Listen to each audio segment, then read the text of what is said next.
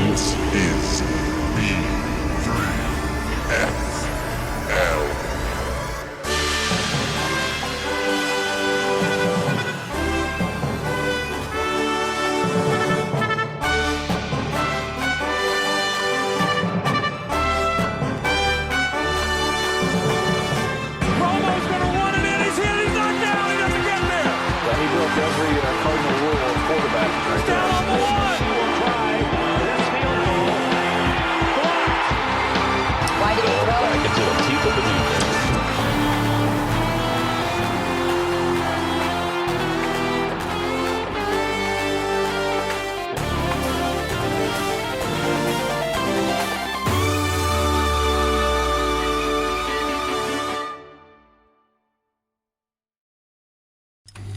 Are you nervous?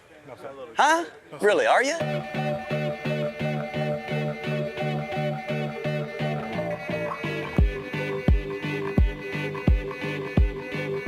Get your popcorn ready. Hey, somebody has run out on the field. Start with Matt, I'll kiss him. Some goofball in a hat and a red shirt. You play to win the game.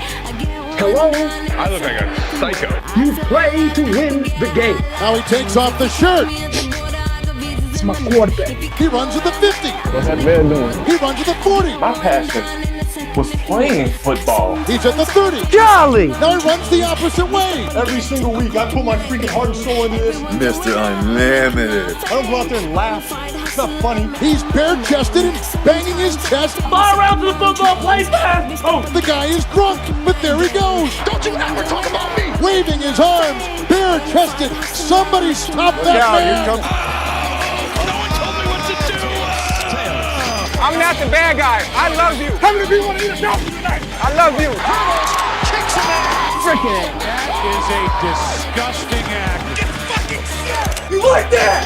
You like that? Mike, why are you in such a bad mood? What do you care? I got one thing to say. Oh, come on, man. I mean, I know I'm gonna get got, but I'm gonna get mine more than I get got, though.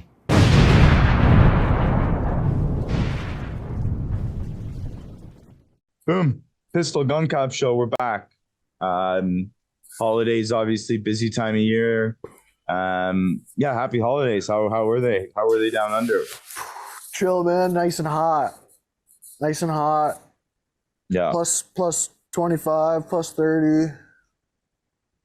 Yeah, it wasn't much of a white Christmas here either. I mean, it's been way warmer than seasonal averages, I think, across Canada. So we had snow back at my parents' place just north of Toronto for a couple hours Christmas Day, and then by the 3 o'clock mark, not even like the noon mark, it was melted and gone. But yeah, I mean, Christmas, ton of football on Christmas. We knew who had won fantasy pretty much by that time or just after. Wild year in fantasy football. Shout out to Kalen. Kalen took home the championship up there in the A-League, friend of the show. Back-to-back legend. Goes, B-League champ, A-League champ. It's interesting. He goes from A-League down to B-League, wins B-League, wins A-League. He's really just had a huge roller coaster of a start to his post-merger B3FL career. Wild. He takes down Jake. Jake's, been in 2 of the 3 finals appearances, 0-2. But, he takes out Dally.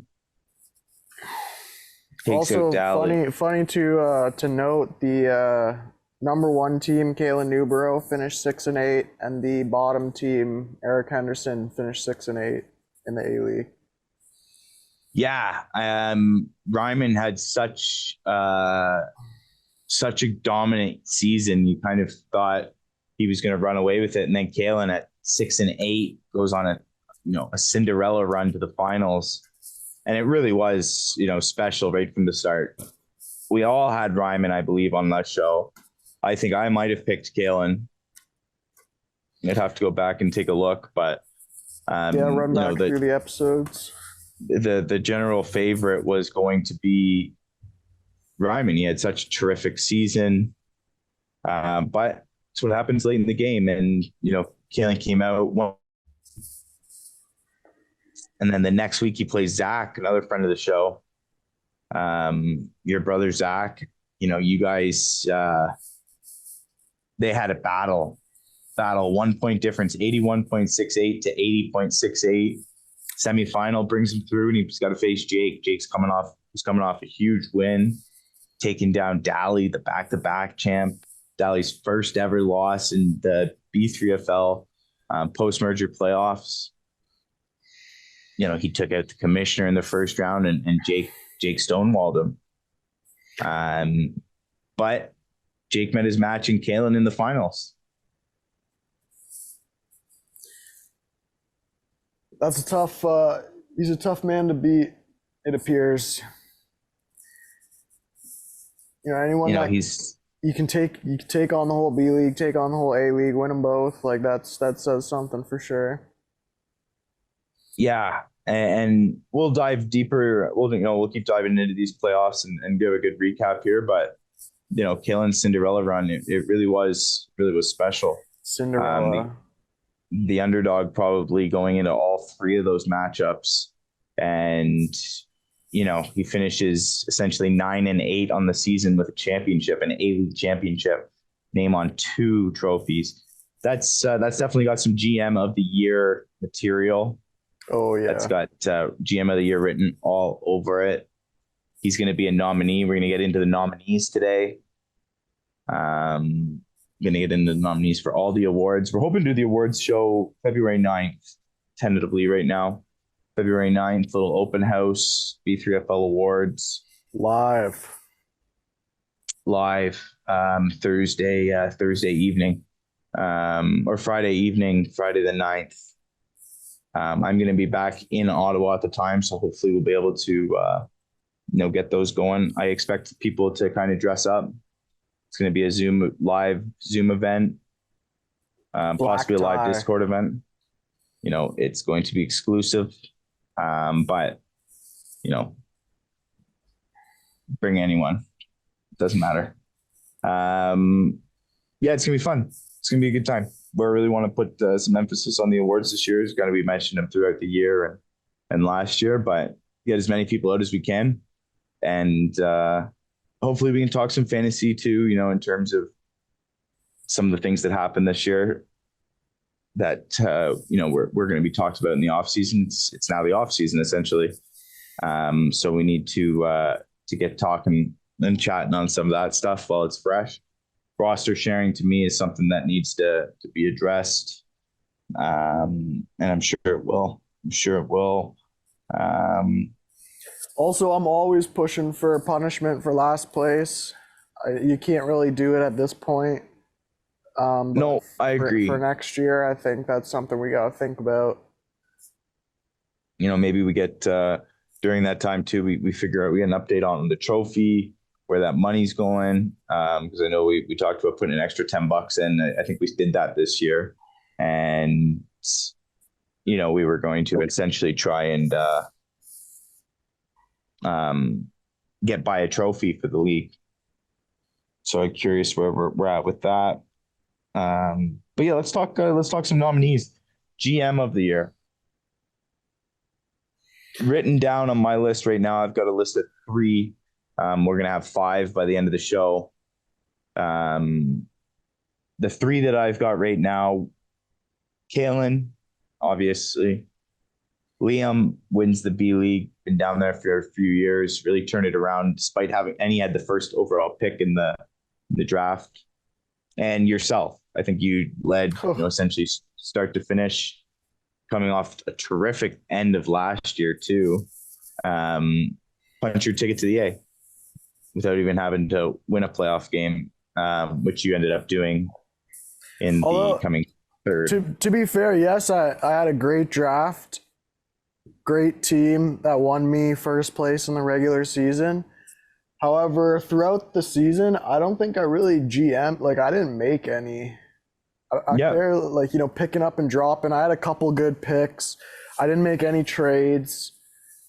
So you're hurting your cause, but I know what you're saying. I know, that's what I'm saying. I feel like the door's open for maybe some other guys to have taken that spot. But first place, good draft. That is some GM material. Did start my optimal lineup like most weeks.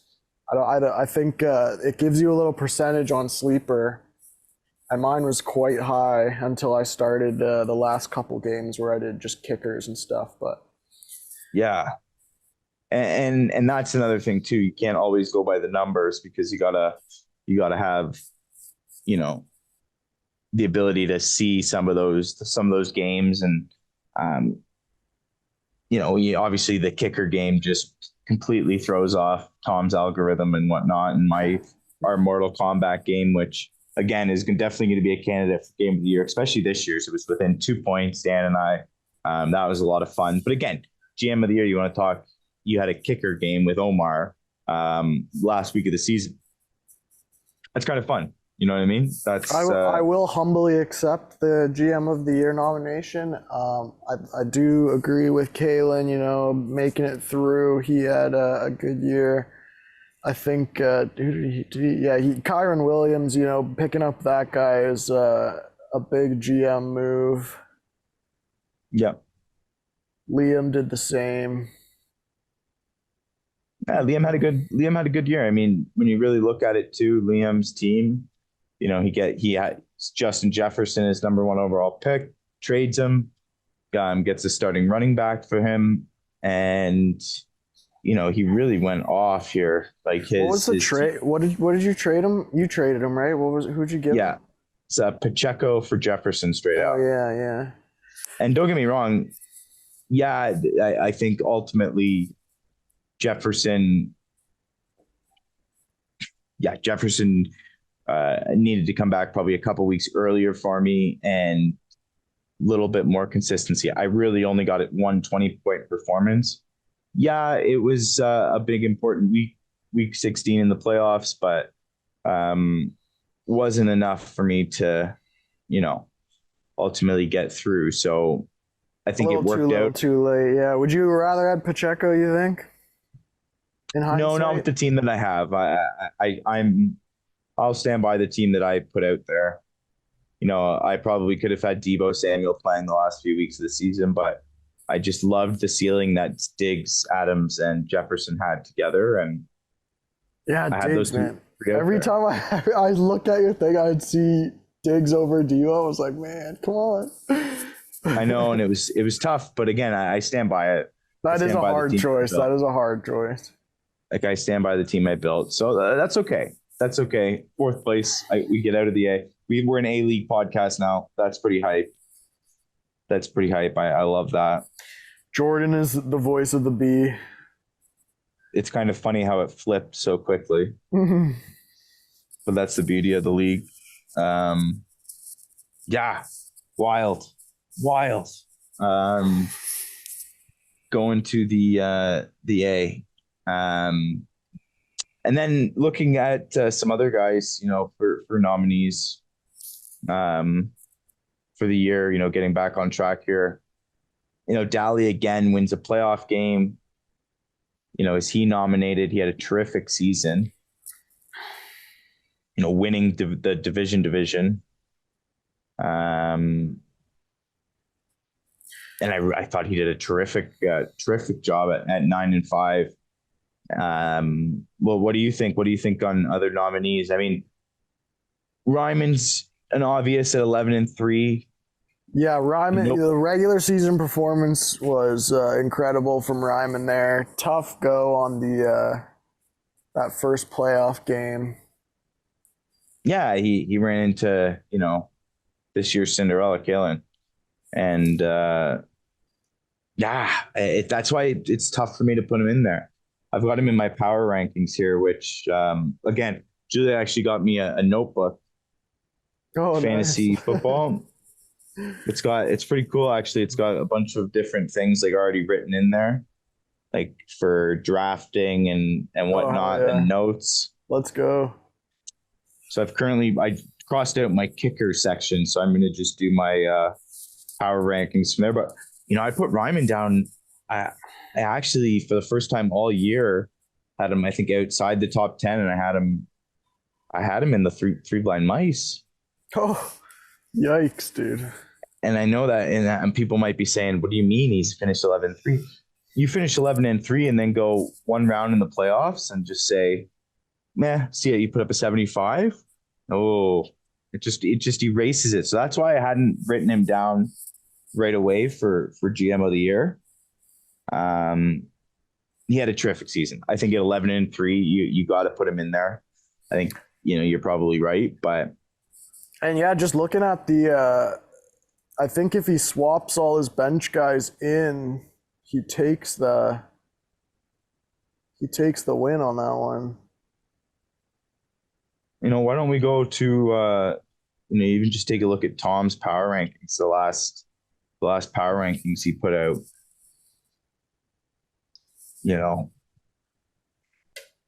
But yeah, no, Ryman definitely up there, Kalen up there, Dally up there. Everyone's making it to the finals. Jake's in the finals. He's up there. Alex made it to the finals. And I thought about having Jake up there again, and I think Jake ultimately should become a nominee for GM of the year. Back-to-back years in the finals, he takes out Dally. First time someone took Dally out in the playoffs, right? Yeah, true. That's a big move. And all year long he was consistent, 9-5 throughout the year. He battled back after a tough start. I think Jake does get the fourth nomination for GM of the year. Yeah, some big moves for sure, Mr. Jake. He's been in the A-League every year, never faltered. And we could also look at another Drew too for that fifth spot, that fifth nomination. Marty, terrific season. Shout out to Jake for rolling with Robbie Chosen every year. You gotta love it. You gotta love it. That is hilarious. Zach, friend of the show, also nominated for GM of the year. He loses a semifinal by 1 point to the eventual winner. Absolutely, man. And that gets one more point there. He's got the top score of the last week. So Dally and Zach would have had, the winning score there. Yeah, that hurts. That hurts for sure. Jer would have beat them all. Going back, Jer also had a decent season. The commish, I don't think he gets into this category, but good year. Papa T, respectable year again. He's going to stay in the A every year. He's been in the playoffs, the top playoffs he can be, and really, really, really shout out Papa T for that.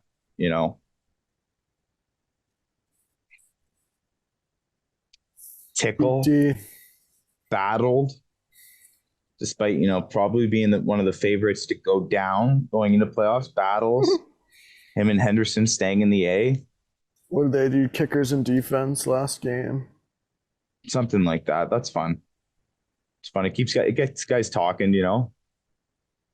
Especially two guys that have gone at each other a little bit. Henderson, Tickle. But yeah, Mike, Ricky, Nate, and Scott, friend of the show, Nate, friend of the show, all going down to the B League next year. So none of them are getting nominated. No, you can't get nominated with the relegation. And I think the fifth nomination has to come from the A. I don't think it can come from the B. I'm not going to give it to Ryman. You know how the show feels about Ryman. We love him on the show. He had a terrific year. I mean, if he had won the championship, everyone would have probably accepted Jake. Would have been thrilled. But yeah, it's one of those things where it's tough to like quantify like the GM. Like the Grammys have like Song of the Year and like Record of the Year. So like maybe he gets like Record of the Year, but not quite the song. Kind of thing. Like yeah, like the NHL, they've got the President's Trophy. You win the President's Trophy, whoopee, right? Like, good for you guys. Recognize your great season, but you want the Stanley Cup. Exactly, man. So yeah, shout out Ryman, great year, but you come short of a nomination. Zach's got to be up there. I think Zach had a quietly great year. again. And Zach's been in the A League now for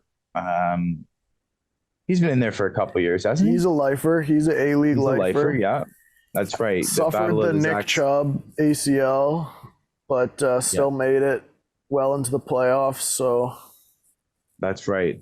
Yeah, that's right. Tickle got up there last year.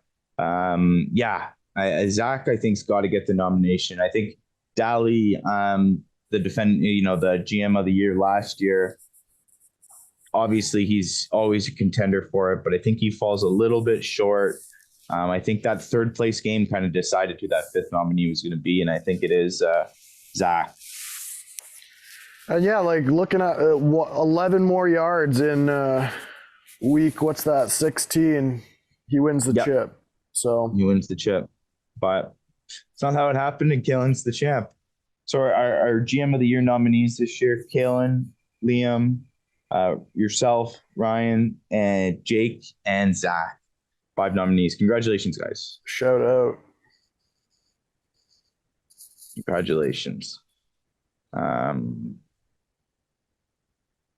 jump to the B League. Let's look at recap some of the playoffs, what happened there. A little bit quicker. Obviously 10 teams, 7 teams make it. You put up a -2 against. It's a good thing you didn't have to play anyone.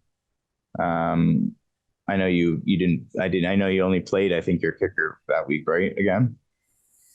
I don't even think. Yeah, maybe I don't even think I really did anything. Yeah. And this is another reason you can't really look at points, because you were playing no one, and I don't know if that -2 counts, but can't always look at the points for, points against. Week 15. How do I get to my Ty was the hottest team coming into the playoffs, but Alex took him down. Liam just kept it rolling, man. Poor Dan. Dan had the second best score all week. And just barely snuck in too, eh? Like that last, those couple stat corrections, like. He was part of the stat correction, fiasco. Wild. That's another storyline, actually, stat correction week.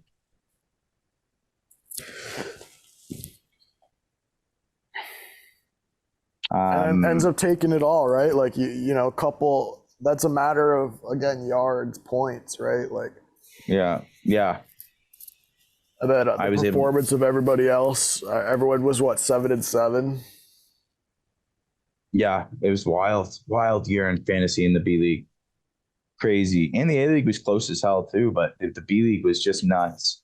Yeah, that last week was crazy.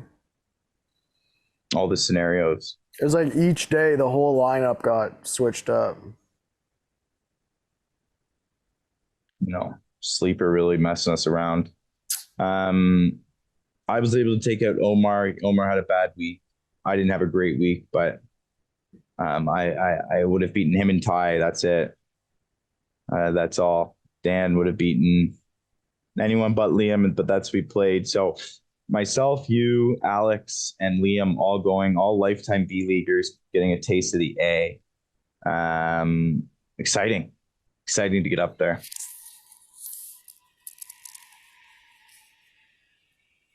The semifinals, you faced Alex. Alex put on a week though, 138. Yeah, he had a monster week. Top score of the week. Short, of the people still in the running, I guess Omar had 150. Jesus Christ. Yeah, Liam just went on a tear the last however many weeks of the season. Yeah, it was Kyron was out, Achan was out.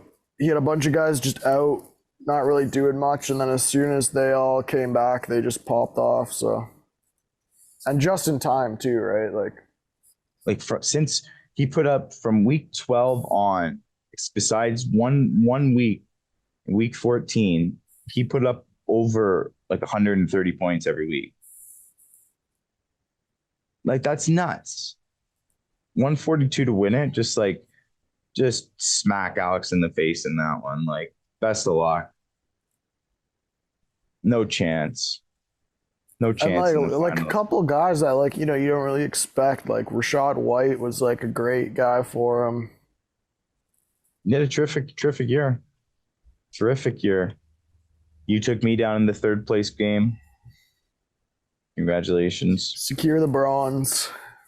Secure the bonds. I finished off the podium. Quesnell Quicksand, that's an announcement that'll happen officially at a later date, but there's going to be no more Quesnell Quicksand. Oh, no. Rebrand. We'll be rebranding this year. Contracting Quesnell is up. So we'll be something else, but we'll see. That's at a future date. Ty takes down Omar in the 5th place game. And Dan and Omar put up a 150 burger on Dan's 63. The toilet bowl game, last place. Ivan, he took down Tom.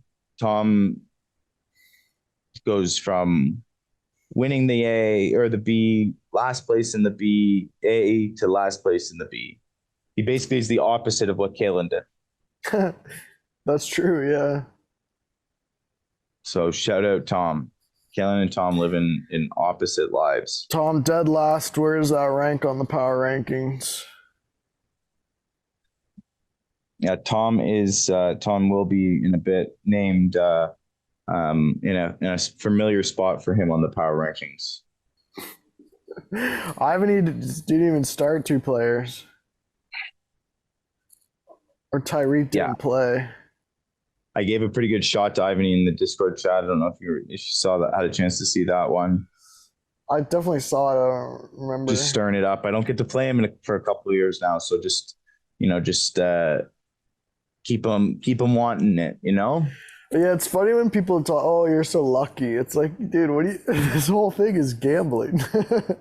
Yeah. Yeah, I love it. Love it. But let's jump into the power rankings. End of the year power rankings. Last one.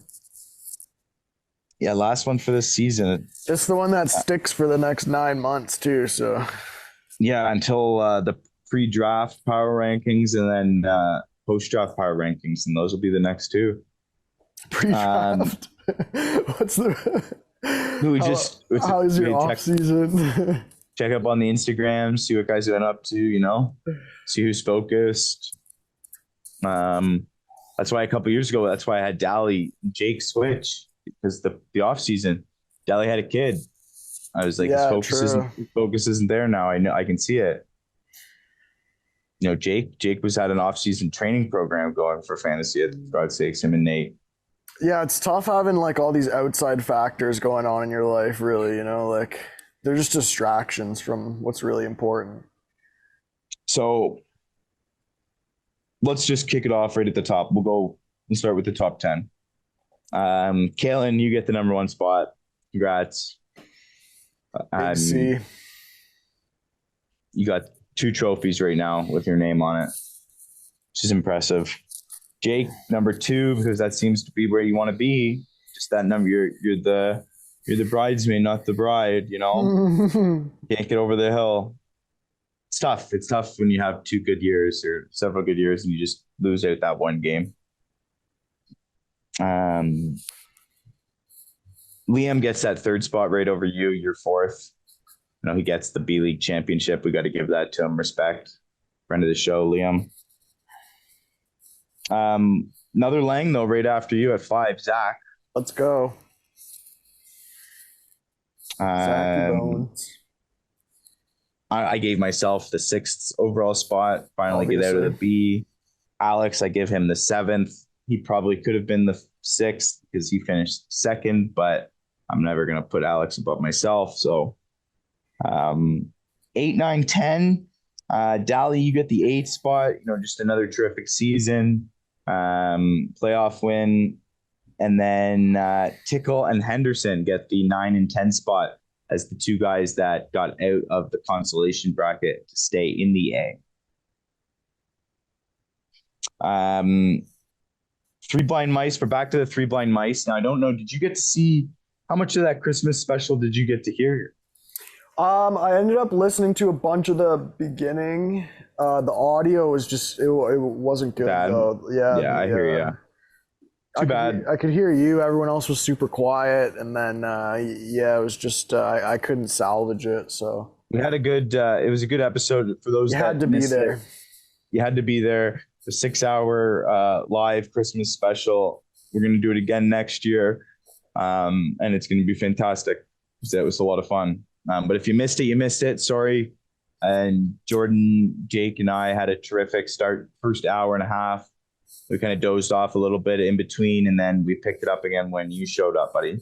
But I don't know if you saw the Three Blind Mice. I changed it to Santa's Little Helpers for the holiday special. So we're back to Three Blind Mice. And our Three Blind Mice this week. I've already given you a couple. But Tom, you're going to be one. Ryman, I'm naming you a Three Blind Mice. You had such a terrific year, and you walked into the playoffs blind. And shame. It's too bad. And it's just a sour taste to an otherwise fantastic season. And then Nate gets the third spot there. You got the Tom curse. You were only up one season, and you don't have anyone to blame but yourself. You got off to a terrific start. Too bad, Nate. But you're going down to the B. You'll see Tom down there. Ryman's going to stay up in the A, but you guys are our Three Blind Mice. Those are the power rankings. Love it. Accurate as always. Now, want to get to another nomination here, the Scott Newborough Best Team Branding of the Year Award. The first nominee, it's going to be Scott. He's stuck with his Buffalo Bills team, and you know what? We got to give that to him. And until he abandons that strategy, he's got to be the favorite for this award every year. I mean, yeah, like it is the namesake of the award. He's got the team to back it up. Great name, makes me laugh every time I look at it. Shout out. Now, tough to take a look sometimes, but I did give Omar a nomination here strictly for his name change late. B League for life. I really got to give it to him. He's owning that he's going to be down there for a while, which he could be.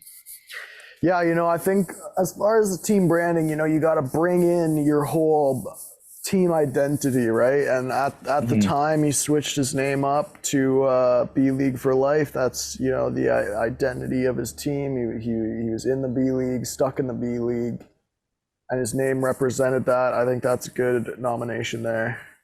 Yeah, and he stuck with it. He'll be down there next year. And then I've got myself, the Quesnel Quicksand. I think that they're a historic franchise, as I've just mentioned, going into going into their contract year was this year. Contract's up. Not likely that they will re-signing Quesnel, so they will be on the lookout for a new home, the Quicksand. Classic name, classic picture. You're wrapping it all together. You got the whole brand going, strong brand recognition. So yeah, it's going to be a little bit of an end of an era for my franchise, but on the move, never a bad thing, kind of fun. So myself up for the best team branding award. Got to come up with a couple of other nominees. Who you think? Yeah. So like I said, the team branding, it's got to all be, the identity's all connected, right? You got to improve the brand. I think Jer's Jungle Crew, he's got the picture, he's got the name. I think that's up there. We got Fields Hype Train also. I think the name and the picture is good, and I think it also is funny too because the Fields was kind of up and down this season. His picture's the train crash. I like that. That's some good branding right there. Who else we got here? Got to go with Robbie Chosen. Sir Purr. Got to give that some love. Sheffield United FC. always enjoyed Kalen's team name. So yeah, good name, but like, you know, the picture is something else. The team, like, it doesn't really, like, you know, clever name is one thing, but I think the team branding's got to be the whole shebang, you know. Yeah. Who else we got here? Couple good names. But yeah, like a strong brand gets you far, you know. It's got to be recognizable, got to be memorable, got to like really bring it all together. Large sim glitch team, funny little wink at the what do you call it? The stat correction situation there by Liam. Not bad. I don't know if it gets him the nomination. I say, yeah, you know, Quinnell Quicksand for sure. Gun Cops classic, good picture. The Gun Cops is a good one too. Kalen Loves the Cowboys, also a classic. Zach kissing Kalen on the cheek in the picture. That's good stuff. Sometimes you know what? I think you do get a nomination here too, buddy. I'll humbly accept. I do also think that Fields Hype Train deserves a nomination for team branding. I think that really represents what that award is about, in my opinion. I tend to agree with you there too. You know, he really embraced Fields, and Henderson gets a nomination for the team branding award, the Scott Newborough Best Team Branding Award. And coming in dead last, you know, it almost makes that team more appropriate, you know. Yeah, actually. For the brand. Storyline of the year. Couple good ones. We can take Discord chat, see if we can remember any more, but ultimately, a couple of the big storylines this year that, you know, we wanted to talk about and get nominated. The 8-team trade's got to be one. Yep, cheating for sure. Free fab to Liam. Not sure if that's something that should be repeated ever. But yeah, historic nonetheless.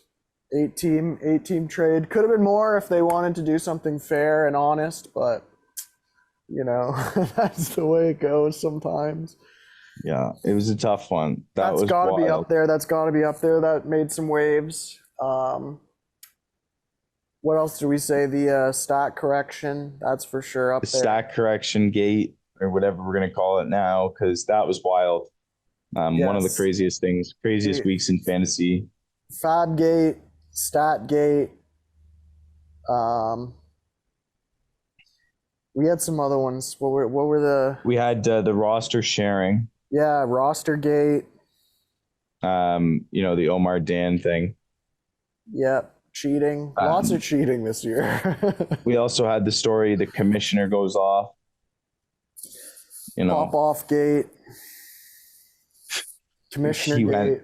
You know, if you listen to Jordan's podcast in that episode, it was wild. He got mad. Yeah, so what we should do with that too is if anyone's got any best storylines they want to post and they want to present for a nomination, let us know. Let us know what we missed, because some good ones this year for sure. I do think. Always open to suggestion, you know, can't promise they get taken to heart, but. Yeah, no, we might not even look at them, but we appreciate it. The 8-team trade was a huge one because there was just a lot of backlash from that, a lot of trash talking. You know, essentially we got out of the A League and we're turned around laughing at them, you know what I mean? Or 6 of them at least. Obviously 2 guys were getting in with us, but I think it's kind of funny how, you know, a lot of the 92s are feeling what it's like, feeling the heat from the 94s and the dads and the young, everyone a little younger. So yeah, not a good year for the 92s, that's for sure. Not a good year. It really does show the dominance of the generations and the age gap. And I know we've talked about it before. and the distractions. But as the more I think about it, is, you either know fantasy or you don't, and there's a couple friend groups that do, and then there's one that they talk like they do. We could basically call them the B League now, so I don't know. And again, it's nice to see that. Nice to see that. And I know that they're all so pissed off listening to this comment right now.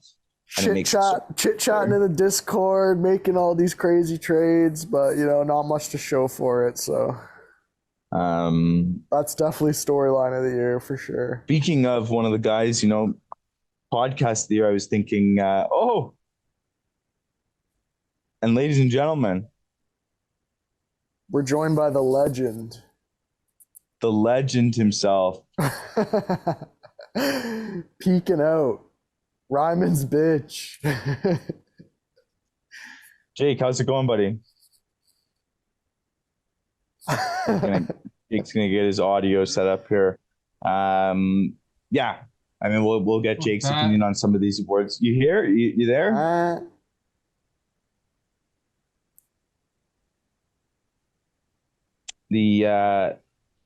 I was thinking for the podcast of the year, what we could do, Ryan, is we could actually come. We can't hear you yet. No. Can you hear me? Can you hear me? I can hear you. There you go. We can hear you. Oh my gosh. I got a surprise for you. Let's go. I got a guest. Oh, the commish. Commish in the house. Whoa. Fellas. How are we doing, guys? How's it going? Surviving. Jake, big Steelers win today. Huge Steelers win. Let's go Miami tomorrow night. Fins up, baby. We're rocking it. Let's go. Is that who you have to catch now? Is the Bills? Yeah, we need the Bills to lose. Bills lose, we're in. Let's go. Jeez. We on the show, we've been going through some of the nominees for some of the awards, coming up with a list on who we want to nominate.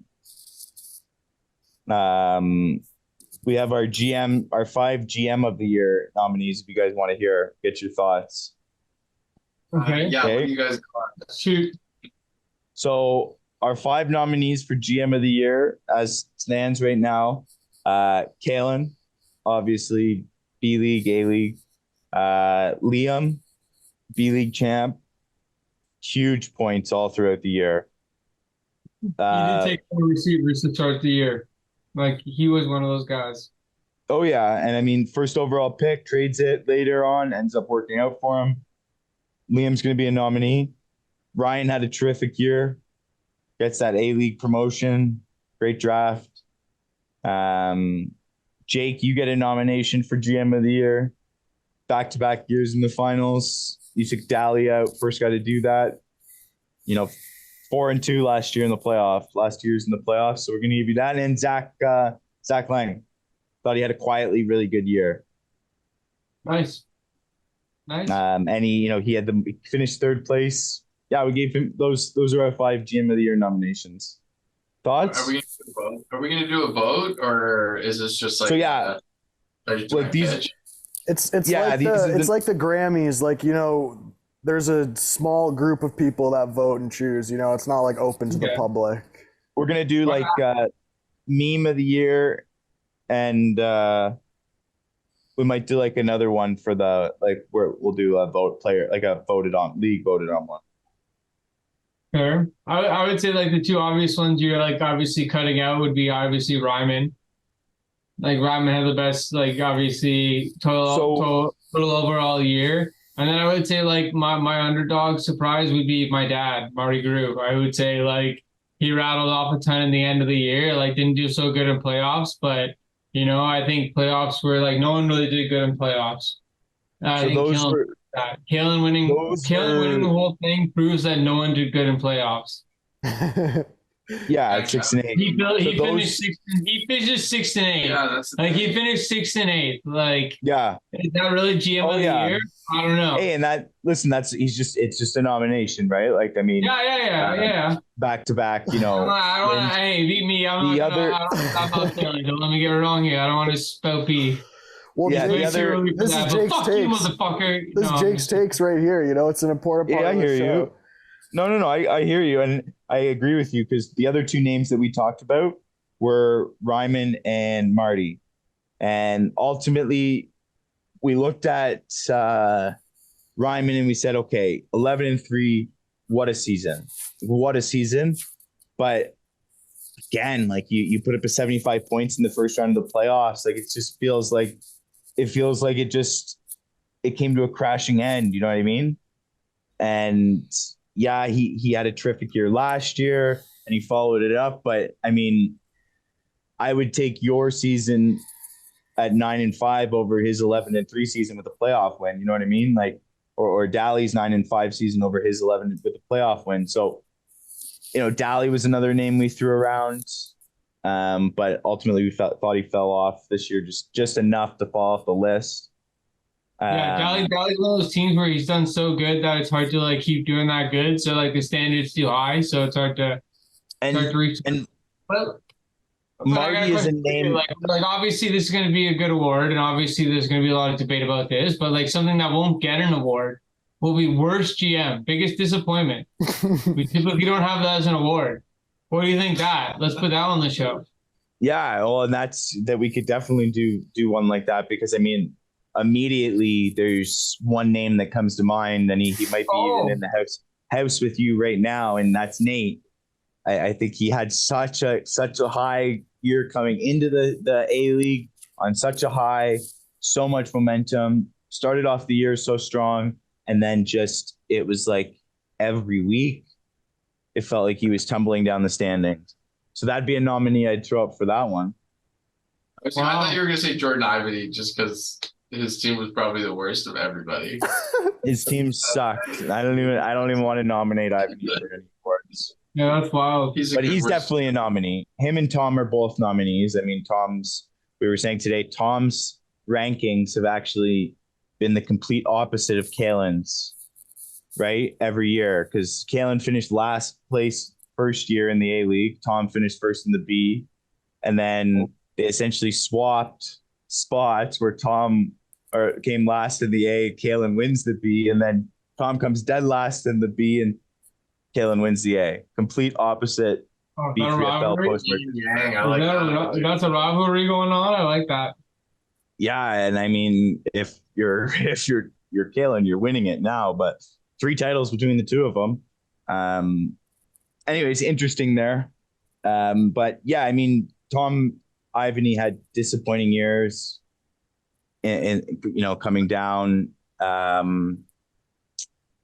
again, I still think Nate probably has the most disappointing. I mean, Scott, we knew that Scott's strategy was a toss-up. Ryan, what about you? Drunkop, what are you saying? Who's the worst? Team? Yeah, most disappointing. Not the worst, just most disappointing. Let you down. Well, you wanted more from. I can't say I'm more disappointed in anyone other than myself. You know, I wanted to win the whole thing, right? That's disappointment. But worst? Worst is a different story, dude. Go off, King. Go off. I mean, I've gone off on some of these guys already, but, anyone who, if I catch any shit from anyone and then they end up in dead last, like, I don't know. Well, you're an A-League podcast now, so no one can say shit. That's what we were saying. You're prime time now, dude. This is the big leagues. Welcome. This is the official voice of the A. Yeah, we're your A-League exclusive content. It's people prefer the A before the B. Hey, I always try to go, and when we try to do the show, we try to talk A-League first. We always put it in the prime time championship league. Sometimes we just got caught up in B-League drama because there was a lot of it too, right? A lot of it. One of the storylines of the year we talked about was the 8-team trade and how that all went down, and the fab that was being traded, and So that's one of the storylines of the year. You guys got any other ideas, nominations, storylines of the year you thought were great? Storylines of the year that we thought were great. We've also got the stat correction week. Stat correction was fun. Yeah, that was That was wild. That led to a lot of conversation. We were literally maybe for about an hour before this we even jumped on this show talking about that week, just like how that week affected things. Yeah, and how we changed that week in the future, and how important the end of the year is, and how we don't give the end of the year enough credit. So I'm sure there'll be a few town halls where we'll discuss things like that. Yeah. Right. And that was wild. We also brought up Ryan and I were talking the roster sharing. Dan and Omar thought that was a good storyline. Here does that. He can talk about it. Yeah, well, we just remember when Dan and Omar did the trade. Yeah. I know what you're talking about. That was it. So I think we gotta do the town hall. When do you guys want to do the town hall? So right now, like, I've got some dates written down. So I was thinking Super Bowl is February 11th. Yeah. I'm home on the weekend of the Super Bowl. Now, the February 9th, the Friday is probably best. For the town hall, the Friday. You think the Friday? Well, that would be essentially, we'd call that the award show and almost like town hall / like open house kind of thing. We'll put a poll in Discord. Monday to Friday. Monday to do Monday to Sunday. Just put a poll and see like that week. Yeah. Heavily preferred. Because I remember we talked about it being like on Super Bowl weekend because everyone'd still be involved. Kind of people would be around. You know what I mean? Yeah. I would just say put a poll out. You got like 2 weeks. Okay. Just put a poll out Sunday to Monday. Okay, but either way, I've been talking to a lot of guys in the league. I got two things. First thing, how do you guys feel about the Go Buffalo drafting everybody on one team type of thing? Can we just make a rule against this? No, I think we talked about he this draft last them year. all, or did he trade? He traded for a couple guys too. Right? Most of them. He traded for most of them, but I thought the trades were fine.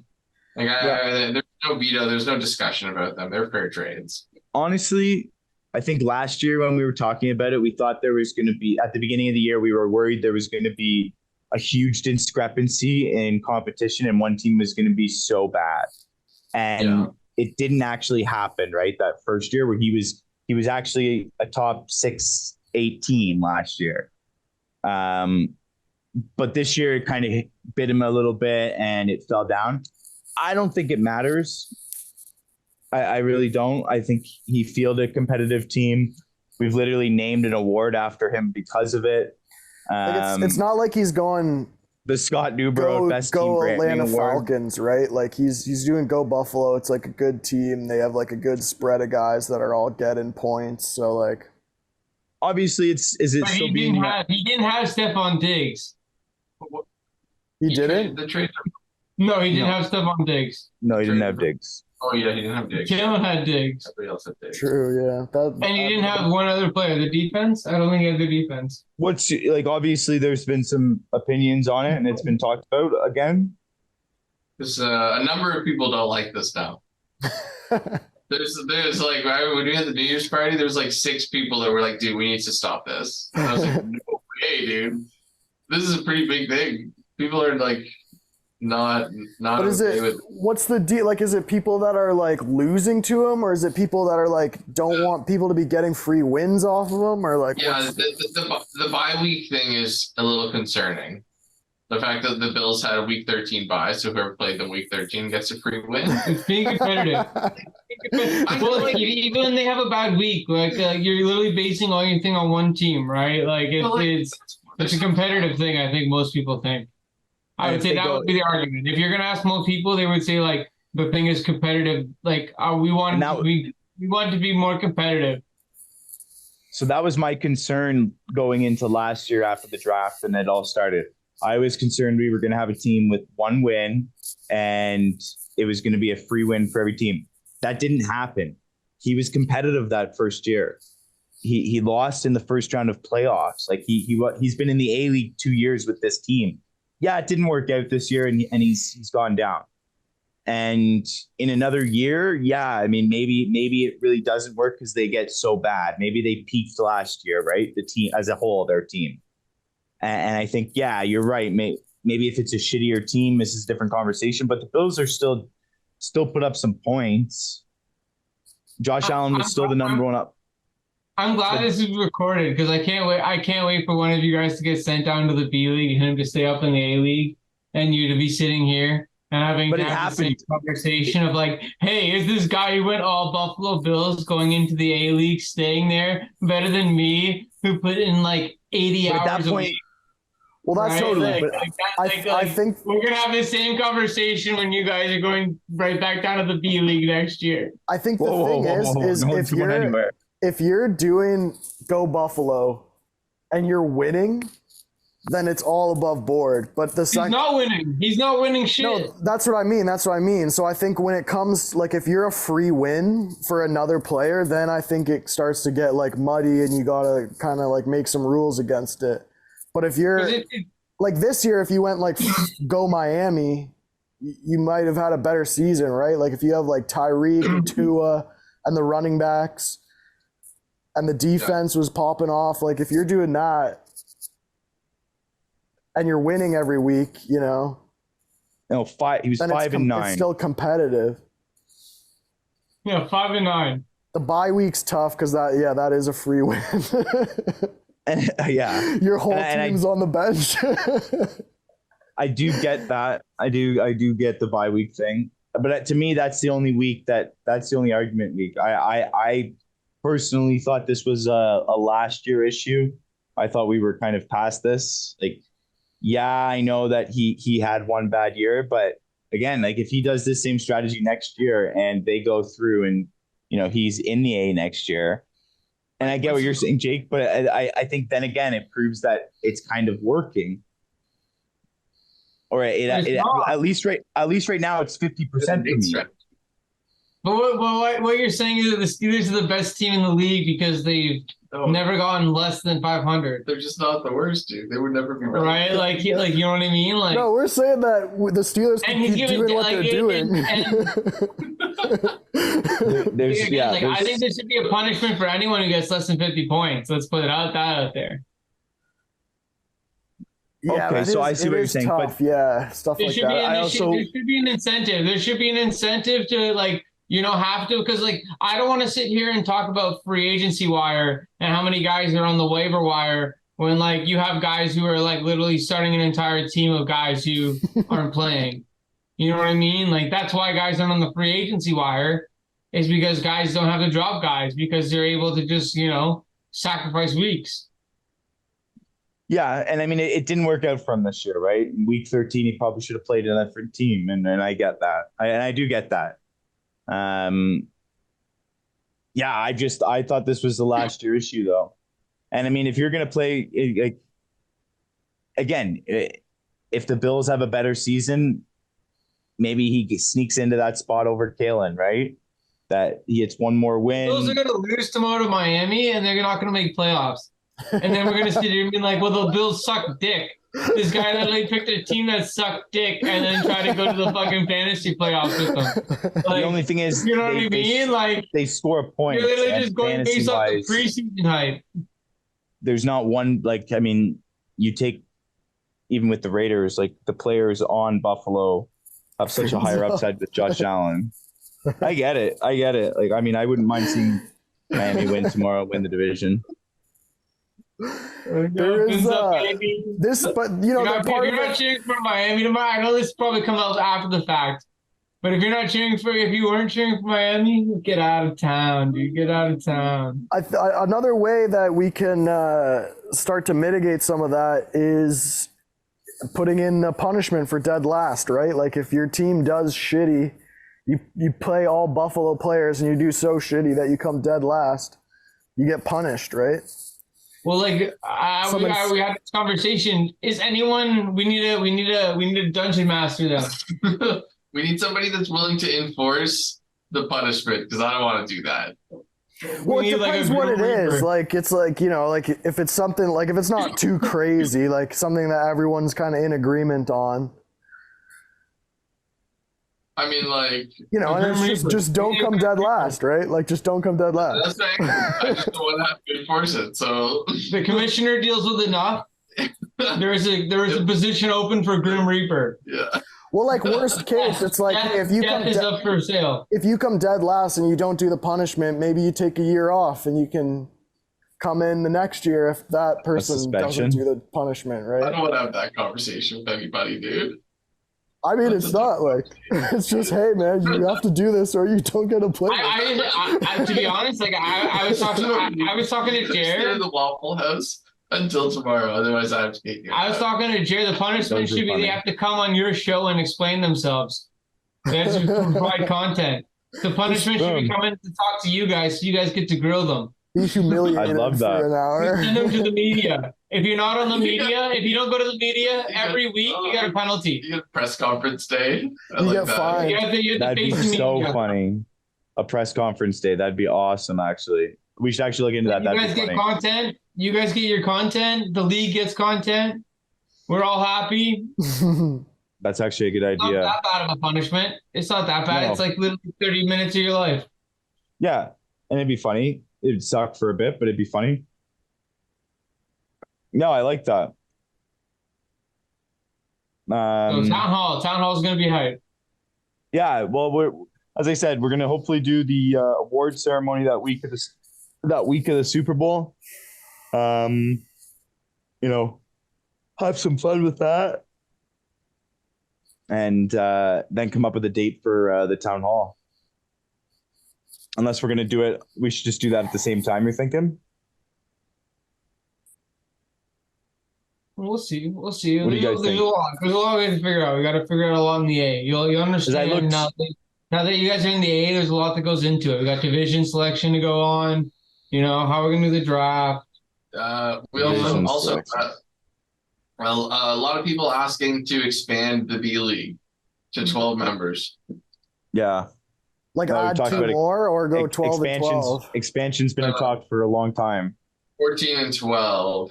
And I kind of think I kind of know who, like, I don't know. I want to do this too. Like, I want to have everybody have a say in how we bring in the next 2 people. Jordan's group kind of has one more guy. His name's Dylan. I kind of think their group collectively is going to want him in the league. And then that leaves one spot for somebody else. I know Jackson really wants in. He would be my second vote for sure. Yeah. But I also want to see if like Ryman brought up he's got a roommate that wants in, or Eric Henderson wanted somebody. I don't know. Like I'm gonna ask everybody, I think, and maybe we have a vote on both the spots. I don't know if Ryan, you have anybody else. What we'll do is, I mean, I have a couple. I have another league. Video. Why it should be in the leagues? Yeah, a little thing like that would be sick. We'll have a day for them. They come on the show, pitch an idea for the league, why they should be in, and like we might already, if there's only 4 of them and we're gonna expand to 4, we'll just have them do it anyways. You know what I mean? But here's this: we got the B Leagues 10. You guys got 2 guys plus another maybe 2 extra guys. I got another league. I could get maybe 2, 3, 4 guys. We have a fucking C League, dude. Not yet, dude. Not yet. Open the floodgates. We've talked C League before, right? And like how that looks 10, 10, and 10. But again, I think right now, if we're going to expand, like one that's rewriting the manifesto, parts of the manifesto, right? That's coming up. That's 4 more. Like that could be 4 more voices, 4 more opinions that like we just got to be ready for. Well, C League, dude, we don't have to fucking listen to the C League. They're not going to start a podcast. Yeah, we need to start getting shares involved.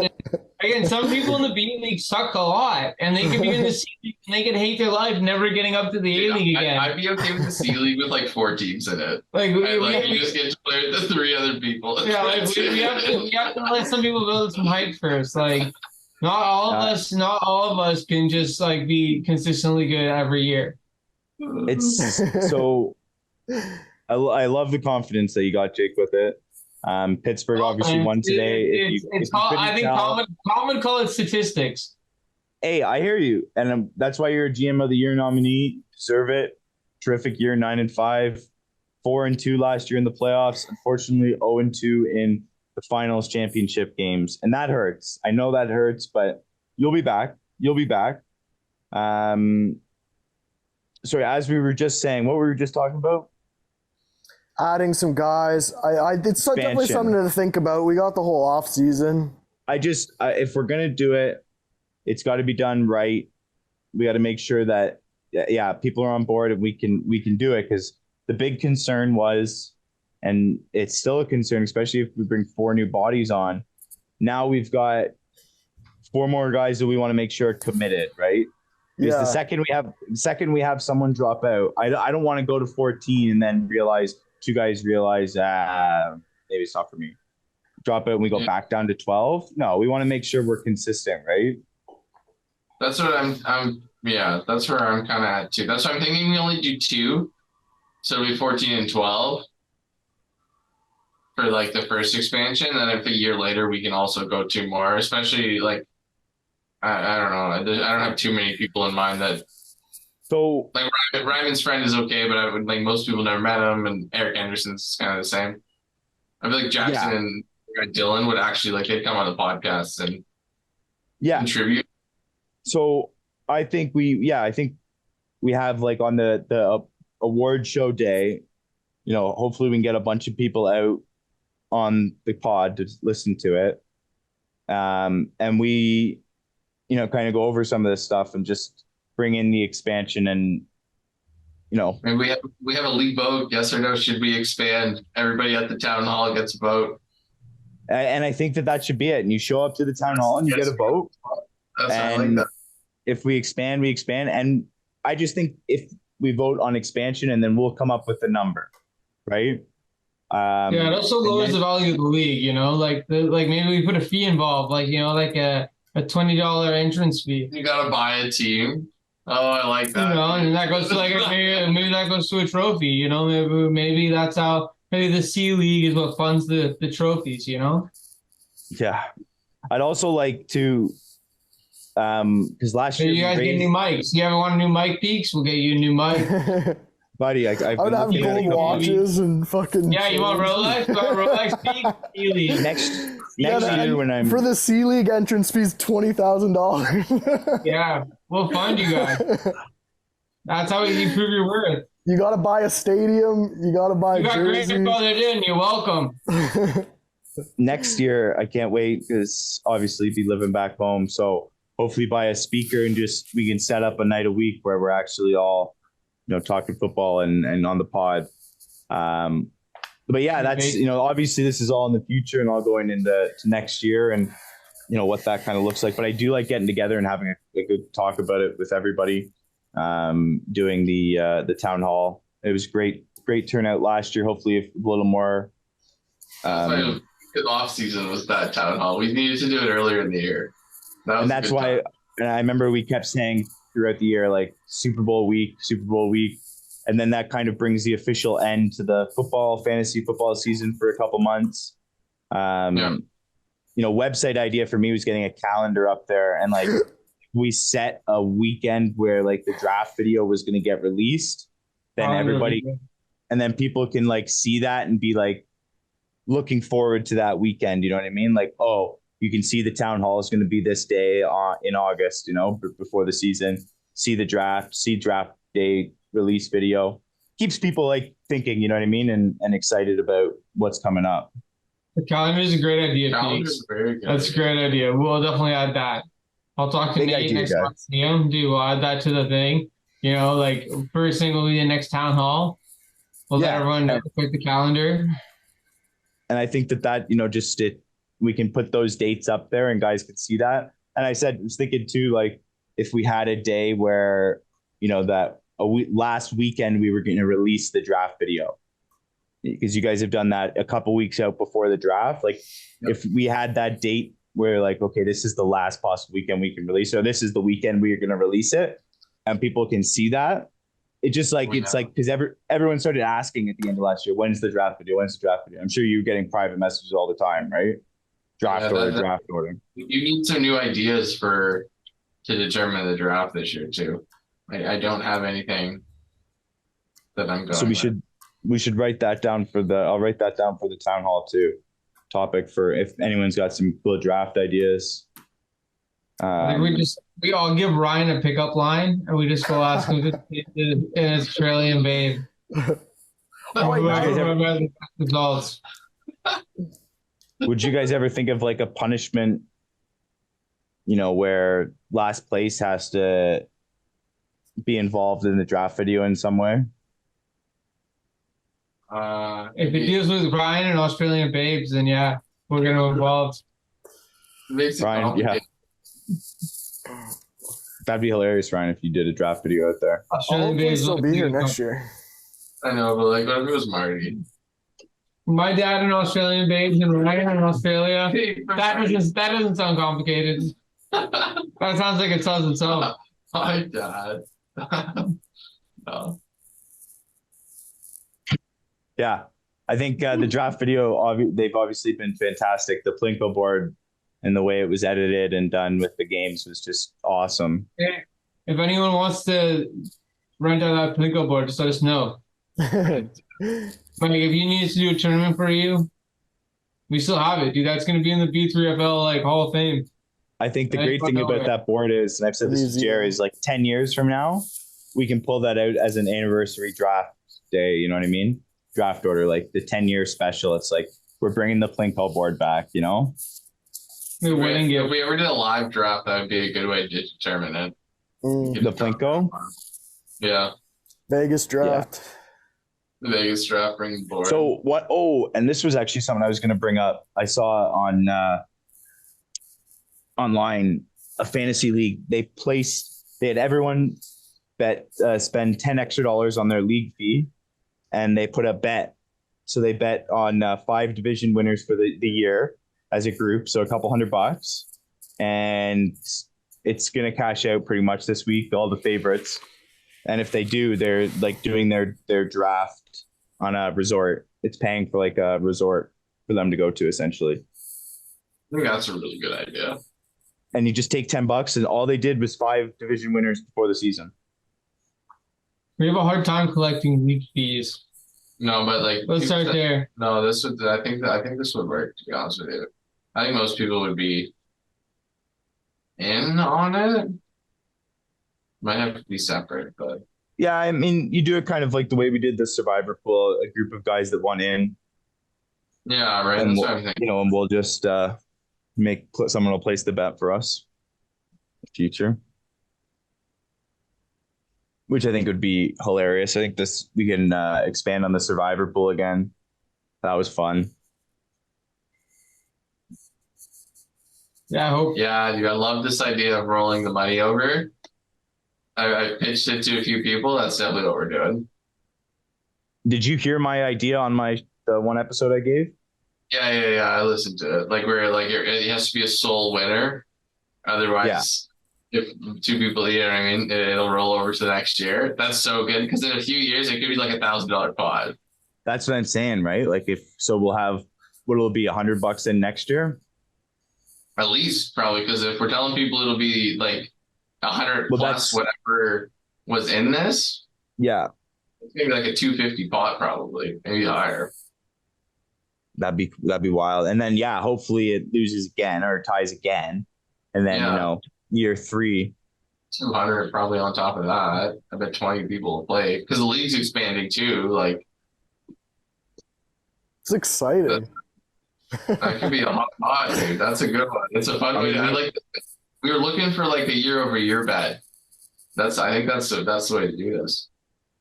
Start week 1, no buybacks. You get your one shot. Otherwise, cheer against the fucking league. You know, a lot of hate watching in fantasy football. Man, what a wild time! What a wild season it was. Wild season. Yeah, definitely lots to think about. Do we have any more nominations? You want to toss out? Yeah, I've got my book here. Julia, Jake got me a fantasy book here. So now I've got all these lines and numbers to make up, and now you guys are done. My name's in there a bunch. A-League stuff. What? My name's in there a bunch. Yeah, it's in here a couple times. Best game of the year. We haven't talked about best game of the year. Jake, any games to you this year that really stood out? Any weeks in particular on your schedule? Kickers. Yeah, and you, I guess. Ryan's game versus Omar will have the biggest impact on everything in the offseason. Why do you say that? Was that the last game of the season? The one that got Jordan because it had a lot of implications. It was the last week of the season. It was only kickers. Ryan was dominating. I love this because you know our show is gonna fight for those specialty matchups all day. But we love Mortal Kombat. We love kicker battles. Again, it was just a huge matchup. It was a huge matchup that had a huge implication. I guess, because I was, from my point of view, it was just like, oh, I'm in, I'm first. It doesn't matter. I'll do whatever. I was just going to play Dicker regardless, just to mess around. And then Omar was like, oh, let's go kickers only. I was like, all right, let's go. And then I didn't even realize, because that brought him to 7-7. Is that what happened? Yeah. And then that was the whole tiebreaker, 7-7. Fuck. Yeah. Yeah. But things like that, the idea of that game between Ryan and Omar will have the biggest impact on the entire league in the offseason. Yeah, I know what you're saying, and I can see now guys being upset. I still love it. When Dan and I had our conversation about Mortal Kombat, it was week 3 or week 13. And Dan said, we shouldn't do it week 13. It'll have too many implications. I said, let's do it week 13, Dan baby. was right. Dan was right. Yeah, but I wanted it that week. I love that. I think that makes it so much fun. That won't fly in the A-League. That's the won't fly in the A-League, eh? Well, Dan's in the B, so. Dan and I won't be having a Mortal Kombat this year, unfortunately. No beans will be chugged. He couldn't get by Liam. Obviously, Liam went on a tear and won the B, but again, that's not going to happen there. But Ryan and I might have a fun little matchup. I don't know what's going to happen, but better be it better be early in the year. None of this late. But but who do you talk to? But because you got to talk to the schedule master, Kalen. That's Kalen. You talk to Kalen. I think you either got to talk to Kalen and get it scheduled properly, or as long as you declare it early, if you went into week 1 being like, by the way, week 13, I don't care what happens, we're doing this. I don't care either. True, yeah. Fair. If it's predetermined, if you know you're playing Dan. I know, but just try. Just try to get planned early. It makes no difference to you. No, and I agree. Dan and I knew. We knew. The end of the year means so much to so many people. Because at the end of the year, you'll see in the A-League when you're sweating it out, probably getting relegated. Oh, Jake's spicy, eh? You got to deal with. I know, and it's funny. It's funny because I picked Jake to win prior to the playoffs. I had him in the finals, and now he's all at the same time though, if you think about it, what's the difference between playing your whole team versus their whole team and playing a quarterback and a running back against a quarterback and a running? It's fair. It's not like it's unfair. He needs you to win. But it's not like someone's throwing. It's not like I played. But your team is. When your team is that good and his team is that bad. If you had the best team. You had the best team in the league, and Omar had the worst team in the league, and you literally dumbed down your team to his level. I don't know. That's true, yeah. But he scored 150 the last week. He got 150 points. He needed you. He was Padme, or he was Princess Leia, and you were Obi-Wan. And he was you're a kicker. Look at what the fuck. Look at the last week. destroyed. What the fuck? The last special- week of the season, Omar scores 150. That's the top point. He had the same team that he played me against, kickers only, right? Like anything can happen. I know, but like the thing is, like it doesn't matter now. People are crazy, dude. But we have to address it now. This is like I had this conversation with Jared. It's like him switching complete teams with Dally. It's like it may not happen this year, but one year it will have implications. And it will and Mike will point it out. Mike will point it out because that's what Mike does. Mike will point it out. He will find it out like a good old fucking brick of cheese, and it will fucking go down. So you have to address it beforehand, you know? So I agree. I think the trade thing, although Jaron Dallies was a fun thing for me, the other one wasn't. The other one was roster sharing, and I think that needs to be addressed, and I totally agree. And it will be addressed come town hall. Man, when it comes to this issue of these specialty games though late, like I do get what you're saying. You got a top team versus shitty team. That happened last year when Dan and I started Mortal Kombat 2.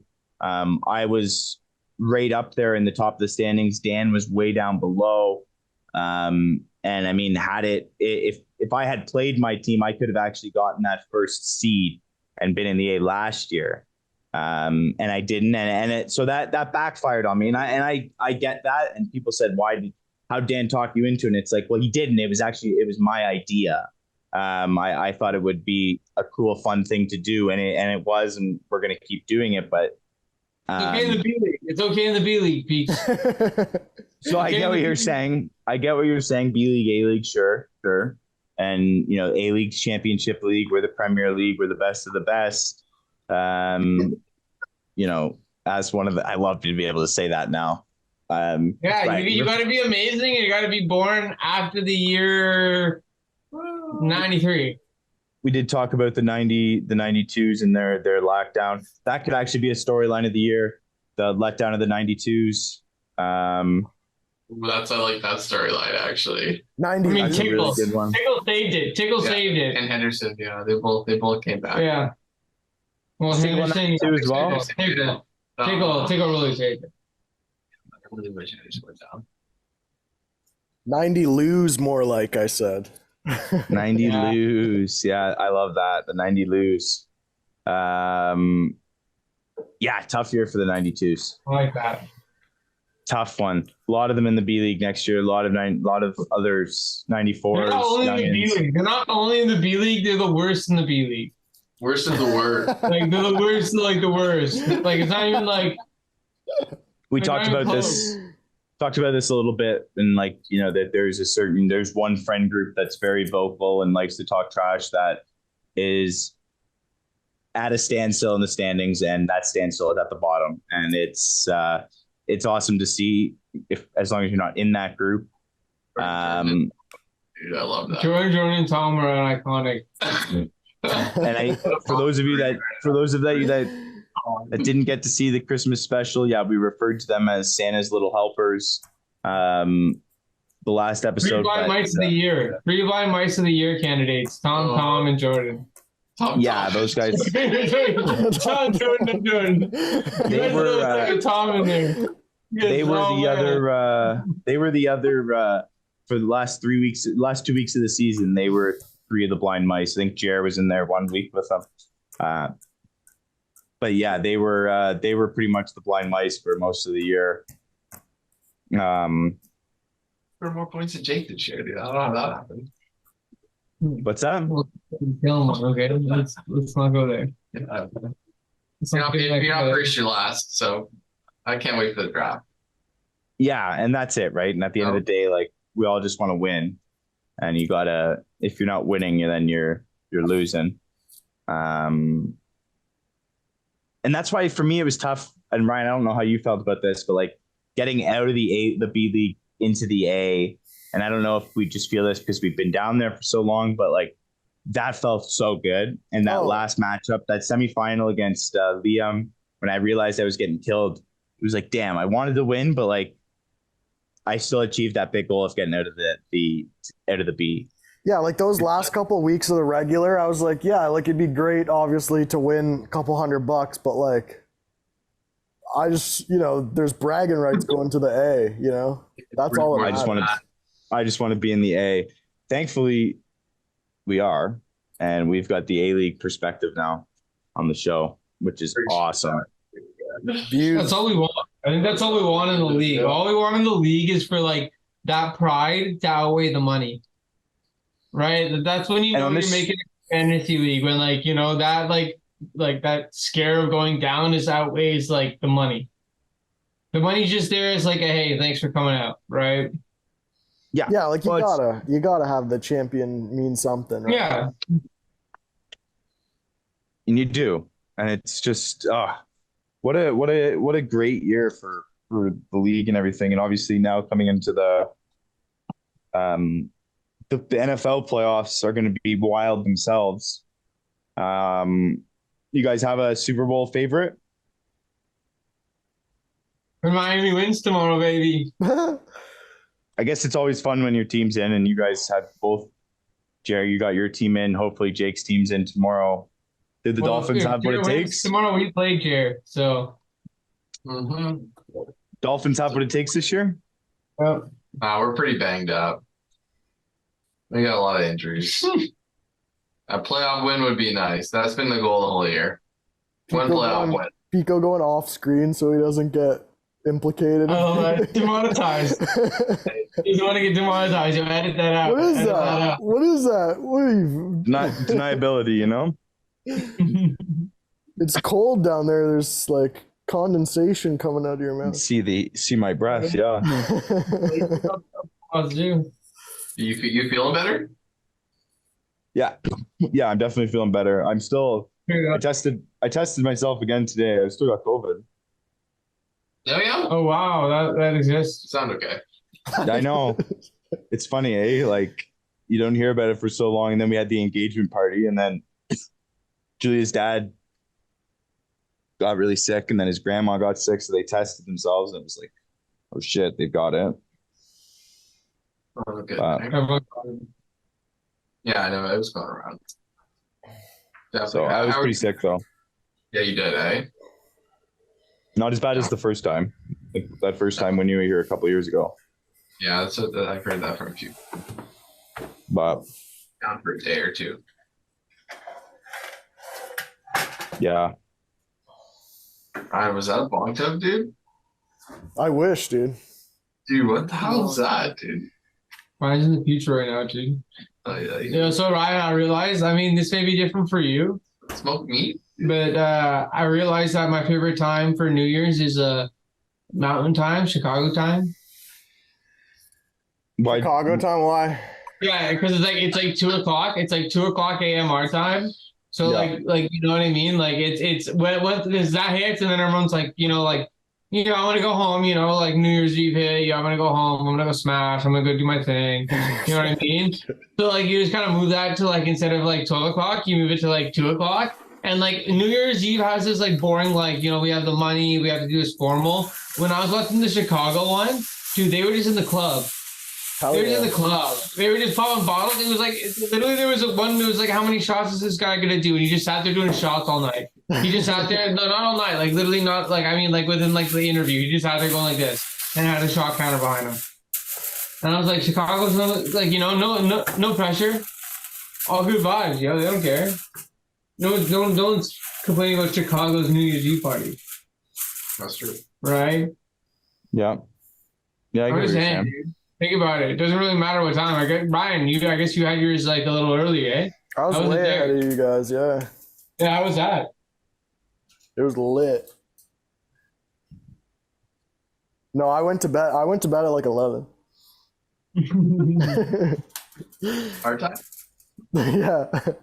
Did you at least make like a charcuterie board or something? Like, no, man. I was You're big on charcuterie boards right now, eh? I was just chilling. We had charcuterie on Christmas. I'm a big fan, dude. Charcuterie boards are awesome, dude. If you don't like meat, cheese, and bread, dude, like, what are we doing? I agree, buddy. What are we doing here?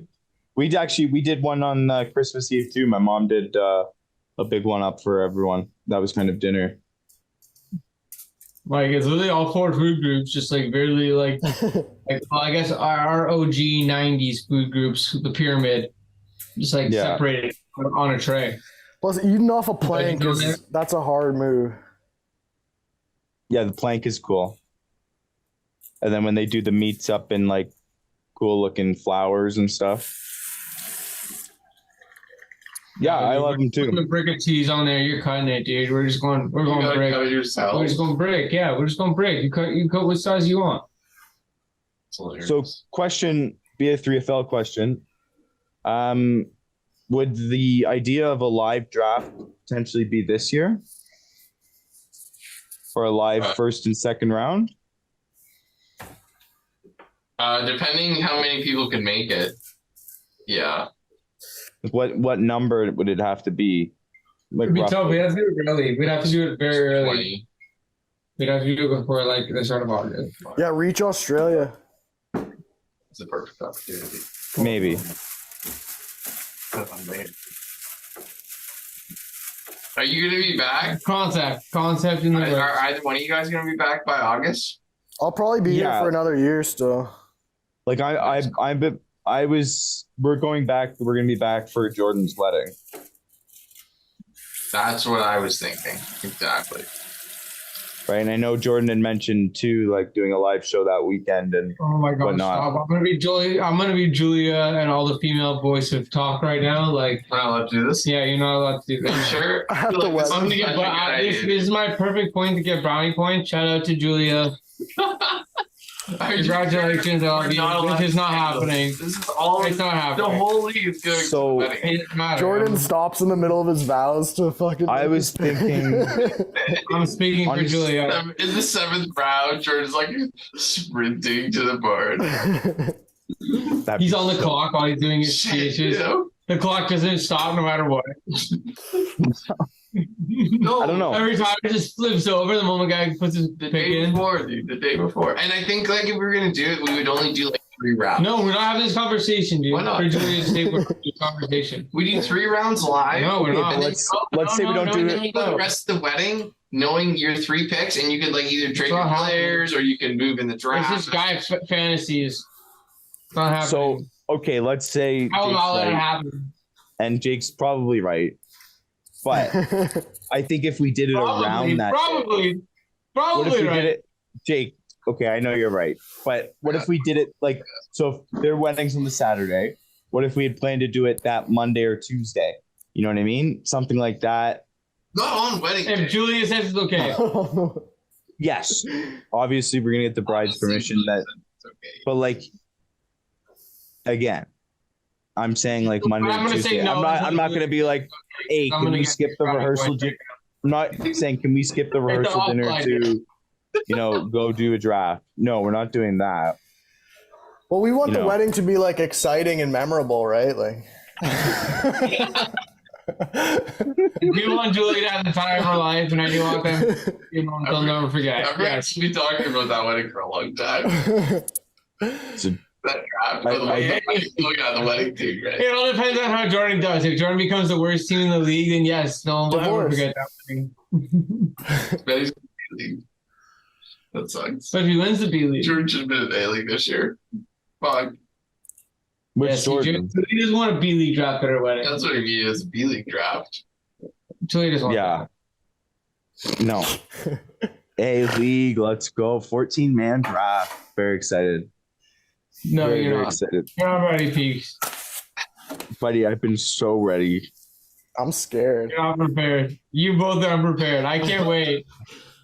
Fresh meat, boys. Meat's back on the menu. I'm prepared. I've been prepared for You're not prepared, dude. No one who's come up from the A League other than Kalen who's been prepared, and Henderson.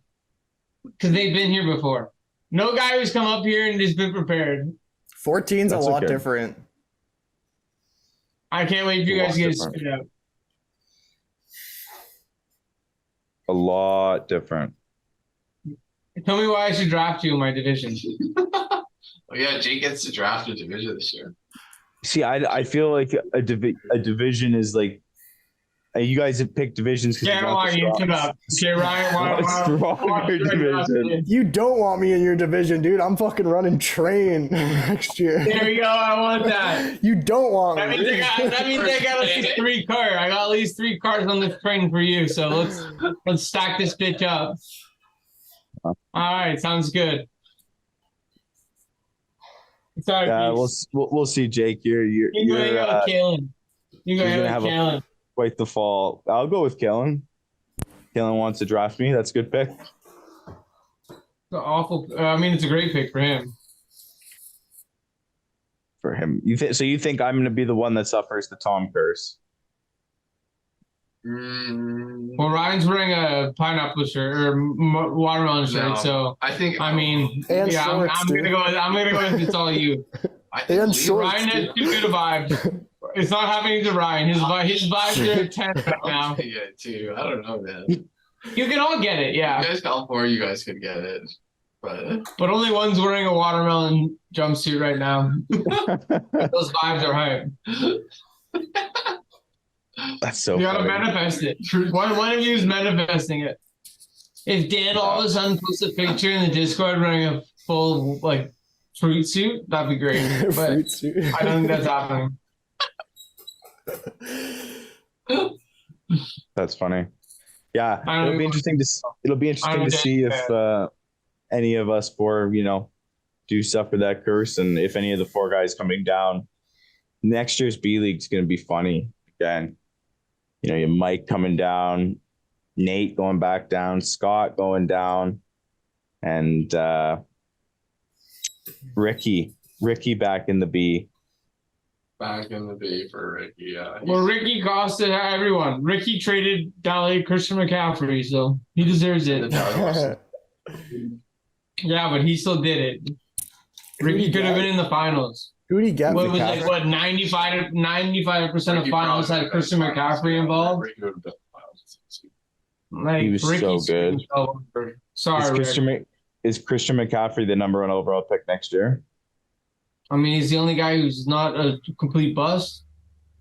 I'd probably take Bijan, but yeah, maybe Bijan, maybe Joe Mixon. Really? Yeah, I think I'd take Bijan. Number 1. Yeah. As long as Arthur Smith's gone. Even with all that Arthur Smith. Oh no, I would take it still. He hates fantasy. You can't have a coach who hates fantasy. No. At some point you got to use it. Yeah, I'm just saying. Yeah, I do. I like when the players. But Christian McCaffrey was not the most ideal back his first year either. So his second year was a breakout when they used him a bunch in Carolina. I think he's similar. But either way, CMC, Bijan, and then Saquon Barkley, and then who else is? What are the running backs? Kelsey. Again?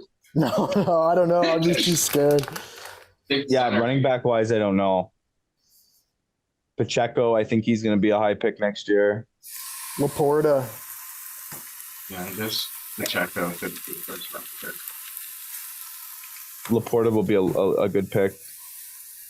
Brian, what we find out? Steak? Steak. Woo! It's kangaroo steak. No, it's beef. Aussie fed, grass fed, Australian beef flank steak. Oh yeah, buddy. $7. Maybe. Nice. Up to lunchtime. $7 Australian dollars, so cheap. Whatever the fuck that is, dude. That Yeah, what's conversion- the? Monopoly money. What's the conversion? I'm It's like- googling it now. It's like 90 something cents. 90 per dollar. Yeah, it's close. That's great. I mean, it's better than 140 with US.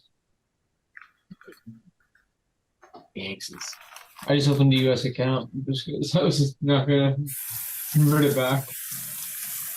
You paid that? Yeah. The previous account? $7 Australian dollars is the equivalent to 6.2 or 6.3 Canadian dollars.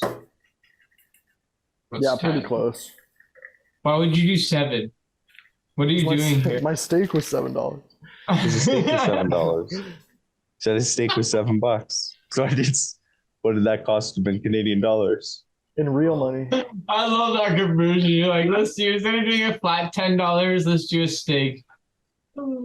Yeah. Steak, dude.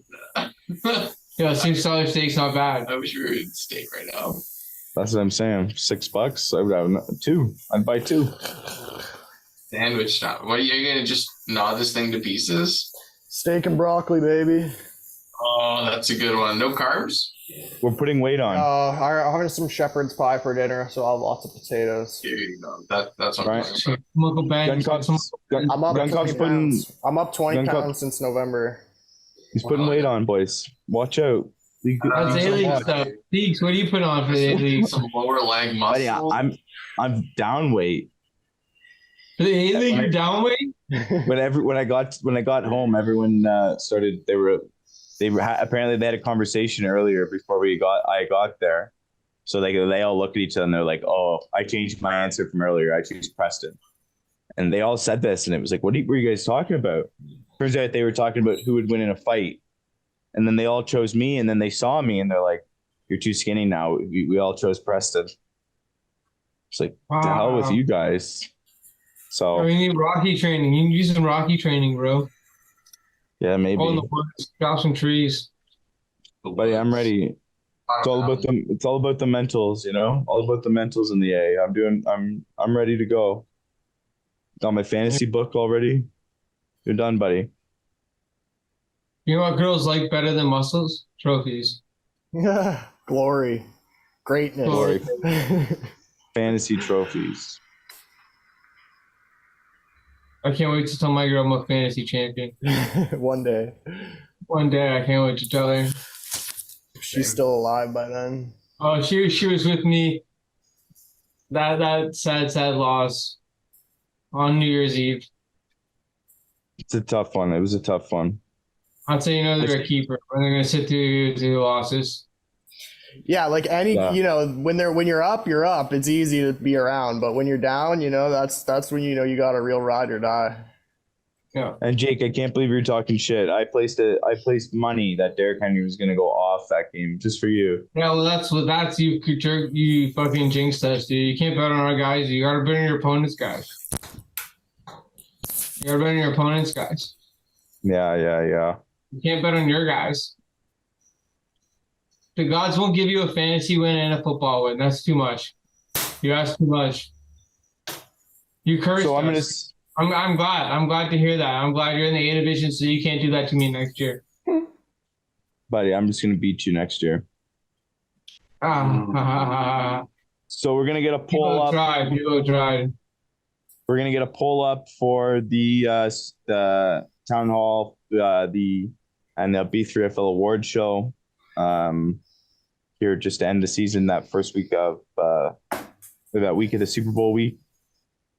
See when people can get on, or the most people. And then we'll keep it going from there. But I think we're gonna start wrapping up here. Any final thoughts, boys? Jake, Jer? Good season. Can't wait for the off season. Looking forward to it. Hell yeah. I can't wait for I'm great. You suck. It's great. Yeah, all four of us in a league. We haven't played each other in fantasy in a while, so it'll be good. If I'm going to describe to you, I want everyone in the league to go watch The Fox and the Hound. Because that's maybe the worst Disney movie of all time. And that's what's about to happen. I'm about to Todd your ass. Okay. We'll see, buddy. Yeah, you know what? You draft me, don't draft me. It doesn't matter. It don't matter. I'm winning. No, you're losing weight, dude. I just want the big boys in my league. Losing weight. Brad, where's Preston at, dude? Look at Ryan. Ryan's coming off the board before you can even think about your name, Pete. Don't even worry about it. You'll fit in somewhere. I'm excited for it. All right, Pistol Gun Club show. Kamish, Jake's take. We love it. Actually signing off, or are we just ending it? Yeah, we're signing off here for a sec. Okay. All right, later, blitters. See ya, boys.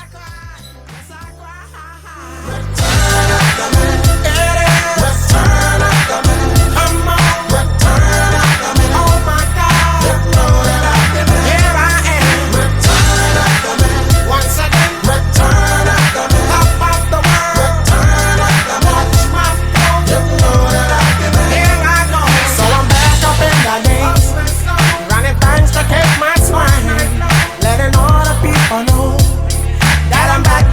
a show. Cause what you did, you know was wrong. And all the nasty things you done. So baby, listen carefully while I sing my comeback song. You lied to me. She said she'd never turn on me. You lied to me. But you did, but you did. You lied to me. All this pain you said I'd never feel. You lied to me. But I do, do. Return up to me. Return up to me. Hold on. Return up to me. Don't you know? You know that I can be. Here I go. Return up to me. A little girl. Return up to me. What's my pearl? Return up to me. Up and down. You know that I can be. Round and round. Mark, stop lying about your big break. You lied to me. She said she'd never turn